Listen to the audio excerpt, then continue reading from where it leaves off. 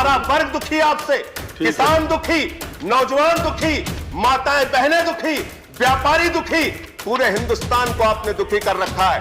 क्योंकि आपकी सरकार गरीबों की सरकार नहीं है, नौजवानों की सरकार नहीं है। तो सर निर्वाचित मुख्यमंत्री को गाली दे रहे हैं, यही संस्कार सिखाते हैं आप लोग। आरएसएस की शाखा में यही संस्कार सिखाया जाता है।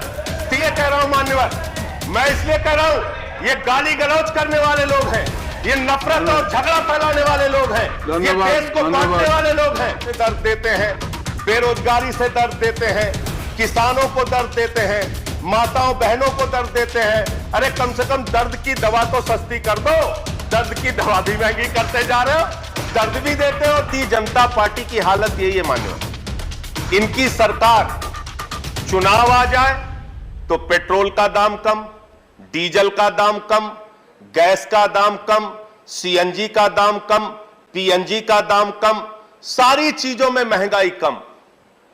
चुनाव बीत जाए तो पेट्रोल का दाम महंगा, डीजल का दाम महंगा, गैस के सिलेंडर का दाम महंगा, सीएनजी का दाम महंगा, पीएनजी का दाम महंगा, सारा कुछ महंगा करने में लग जाते हैं।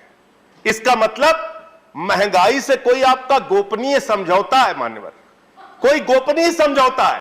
जब चुनाव आता है आप कहते हैं थोड़ा दूर हो जाओ, जैसे ही चुनाव खत्म होता है कहते हैं आओ हम तुम्हें बढ़ा रहे हैं, आओ तुम्हें बढ़ा रहे हैं। इस गोपनीय रिश्ते का खुलासा कीजिए।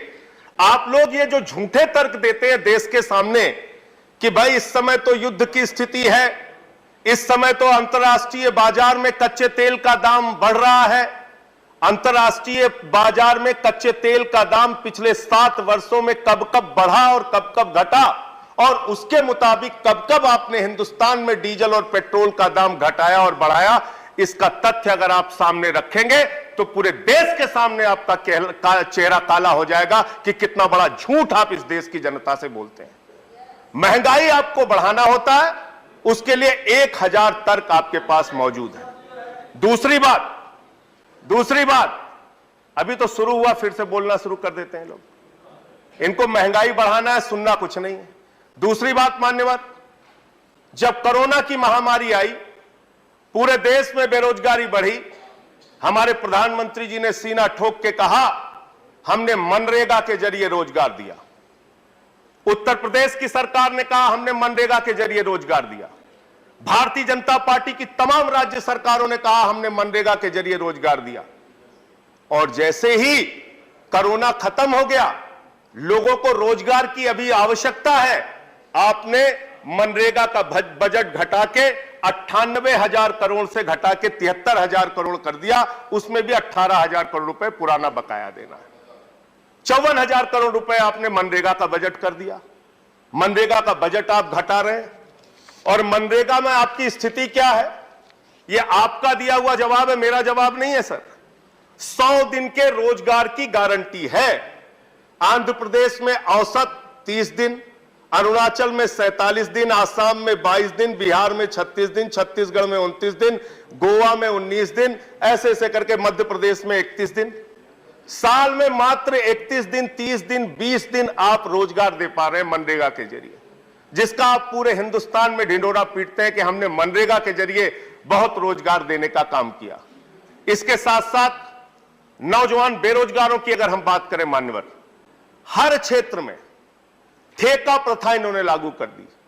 नौकरियां देने के बजाय आउटसोर्सिंग और ठेका प्रथा। और यह ठेका प्रथा एकमात्र कमीशन खोरी और भ्रष्टाचार का जरिया है।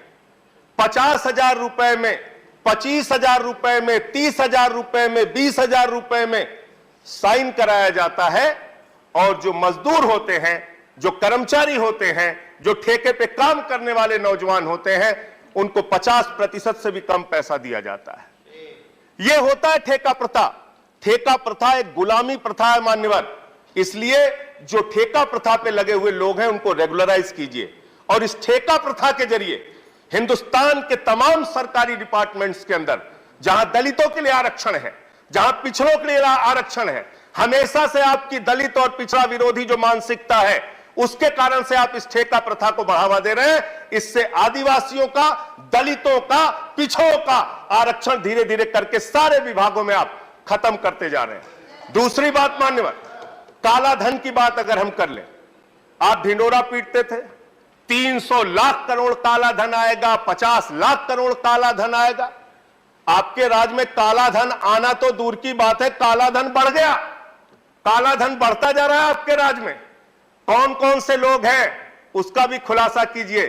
किसका काला धन है जो बढ़ा है? बीजेपी के नेताओं का है कि उद्योगपतियों का है कि अधिकारियों का है कि कर्मचारियों का है? किसका काला धन है? कहां से काला धन बढ़ गया, इसका खुलासा कीजिए।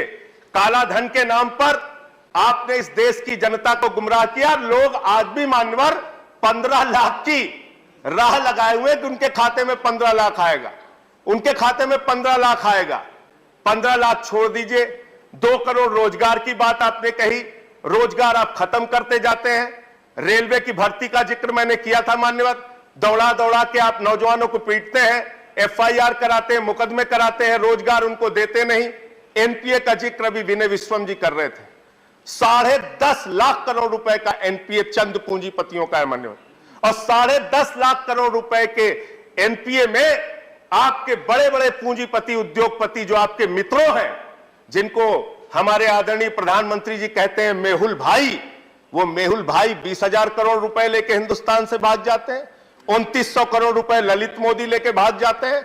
6,000 करोड़ रुपए नितिन संदेशरा लेके भाग जाते हैं। नीरव मोदी हिंदुस्तान से हजारों करोड़ लूट के भाग जाते हैं। तो मैंने तो इस प्रस्ताव दिया था, और आज इस सदन में आपके माध्यम से मान्यवर मैं कह रहा हूं कि 50 करोड़ से ज्यादा जिस भी उद्योगपति या पूंजीपति का बकाया हो, उसका पासपोर्ट जब्त कर लीजिए। वो हिंदुस्तान छोड़कर भागने नहीं पाएगा। अगर वो हिंदुस्तान छोड़कर भाग रहा है तो इसका मतलब लूट में कहीं ना कहीं हिस्सेदारी है। उसको भगाने का काम आप करते हैं, उसको भगाने का काम करते हैं। एक गरीब आदमी मान्यवर 10,000 रुपए का अगर कर्जा ले ले तो उसका कॉलर पकड़ के आप हवालात में बंद कर देते हैं। एक किसान अगर 20,000 का कर्जा ले ले, उसका कॉलर पकड़ के आप उसको जेल में बंद कर देते हैं। लेकिन 20-20 हजार करोड़ रुपए, 10-10 हजार करोड़ रुपए विजय माल्या लेके भाग गया, आज तक वो हिंदुस्तान नहीं आ पा रहा है। तो ये पूंजीपतियों के साथ लूट और लूट के बाद उनको भगाने का जो धंधा चल रहा है, इसको रोकने का एकमात्र तरीका है 50 करोड़ से ज्यादा जो भी कर्जदार हैं उनके पासपोर्ट आप जब्त करने का काम कीजिए। मान्यवर, यहां बताया गया हमने ये कर दिया, हमने शिक्षा में ये किया, हमने स्वास्थ्य में ये किया। 130 करोड़ की आबादी वाले मुल्क का शिक्षा का बजट मात्र 2%, 130 करोड़ आबादी वाले मुल्क का स्वास्थ्य का बजट मात्र 2.3%। अभी एक खबर आई है मान्यवर, 1 अप्रैल से 800 दवाओं का दाम आप बढ़ाने जा रहे हैं। 800 दवाओं का 10.5%, 10.7% 800 दवाओं का दाम आप बढ़ाने जा रहे हैं। और उसमें तमाम दर्द की दवा है, पैरासिटामॉल जैसी दवा है। तो आप अशिक्षा से दर्द देते हैं, स्वास्थ्य की बदहाली से दर्द देते हैं, बेरोजगारी से दर्द देते हैं, किसानों को दर्द देते हैं, माताओं बहनों को दर्द देते हैं। अरे कम से कम दर्द की दवा तो सस्ती कर दो, दर्द की दवा भी महंगी करते जा रहे हो, दर्द भी देते हो, दर्द की दवा भी महंगी करते जा रहे हो। तो मान्यवर, मैं तो इनसे यह कहना चाहता हूं कि आपने नारा दिया है सबका साथ सबका विकास, तो सबका साथ लीजिए। अरविंद केजरीवाल ने अभी दिल्ली का बजट पेश किया। अरविंद केजरीवाल जी के बजट को देखिए, 22% शिक्षा पे खर्च किया, 13% स्वास्थ्य का बजट है, ट्रांसपोर्ट पर, रोड पर 13% का बजट। दिल्ली की सरकार मान्यवर जब आई थी तो 30,000 करोड़ का बजट था, आज 75,000 करोड़ का बजट दिल्ली की सरकार ने पेश किया। 2.5 गुना बजट बढ़ाने का काम किया। एक ईमानदार सरकार चला के दिखाई। अरविंद केजरीवाल जी को गाली गलौज करना छोड़ दो, इनकम टैक्स अफसर है, बुला के बैठा लिया करो साथ में, कुछ सिखा देंगे बजट कैसे बनता है। शिक्षा पे, स्वास्थ्य पे, बिजली पे, पानी पे। और बिजली पे मान्यवर जिस पे सबसे ज्यादा हल्ला मचाते हैं लोग कि अरे दिल्ली वाले तो फ्री बिजली पा रहे हैं, फ्री बिजली पा रहे हैं, फ्री बिजली पा रहे हैं। बिजली का बजट मालूम है आपको? मात्र 4%, मात्र 4% बजट में दिल्ली की जनता को हम लोग 300 यूनिट बिजली फ्री देने का काम करते हैं। सीखो कुछ अरविंद केजरीवाल से, सीख लो आप लोग। और आप लोग क्या करते हो? फिल्म के पोस्टर पे राजनीति कर रहे हो, फिल्म के पोस्टर पे राजनीति कर रहे हो। मैं तो मान्यवर आपके जरिए इनसे मांग करना चाहता हूं, कश्मीरी पंडितों के दर्द पर मजाक करना और राजनीतिक ड्रामा करना बंद कीजिए और इस बजट में प्रावधान कीजिए कि कश्मीरी पंडितों के पुनर्वास के लिए कम से कम 20,000 करोड़ रुपए आपकी सरकार खर्च करेगी। प्रावधान कीजिए। और मैंने तो प्रस्ताव रखा था, सारे सांसद अपने 1 साल की निधि कश्मीरी पंडितों के पुनर्वास के लिए लगाएं। आप राजनीति कर रहे हैं और यहां विनय सहस्त्र बुद्धे साहब बैठे हुए हैं। आपकी भाषा सुनता हूं, मैं बड़ा प्रभावित होता हूं सर आपसे। आपकी भाषा सुनकर मैं बड़ा प्रभावित होता हूं। आदरणीय शुक्ला जी बैठे हैं। अरे थोड़ा ये भाषा, ऐसे बोलने की भाषा अपने नेताओं को सिखाइए। खत्म कर रहा हूं सर। हो गया। इनके प्रदेश अध्यक्ष भारतीय जनता पार्टी नहीं, ऐसे नहीं। यही संस्कार सीखते हैं आप लोग। वो गाली दे रहे हैं निर्वाचित मुख्यमंत्री को सर, निर्वाचित मुख्यमंत्री को गाली दे रहे हैं। यही संस्कार सिखाते हैं आप लोग। आरएसएस की शाखा में यही संस्कार सिखाया जाता है। 3 बार के लोकप्रिय मुख्यमंत्री को गाली दी जा रही है सर। इनका प्रदेश अध्यक्ष गाली दे रहा है। तो मैं इसलिए कह रहा हूं मान्यवर, मैं इसलिए कह रहा हूं, ये गाली गलौज करने वाले लोग हैं, ये नफरत और झगड़ा फैलाने वाले लोग हैं, ये देश को बांटने वाले लोग हैं। आज भारत हंगर इंडेक्स में 101 स्थान पे पहुंच गया। भूख के मामले में 101 स्थान पे आपने भारत को पहुंचा दिया। खत्म कर रहा हूं सर, खत्म कर रहा हूं। और हैप्पीनेस के इंडेक्स में 136 नंबर पे भारत को आपने पहुंचा दिया। किसी को खुश नहीं रखते आप।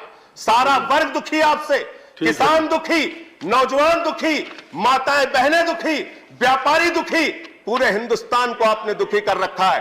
क्योंकि आपकी सरकार गरीबों की सरकार नहीं है, नौजवानों की सरकार नहीं है, पूंजीपतियों की सरकार है। कॉर्पोरेट टैक्स आप कम करते हो, 25% से लगाते 22%, कर्मचारियों का टैक्स कम नहीं करते। खबरों में बने रहने के लिए फोरम 4 को सब्सक्राइब करें और नोटिफिकेशन पाने के लिए बेल आइकन दबाएं।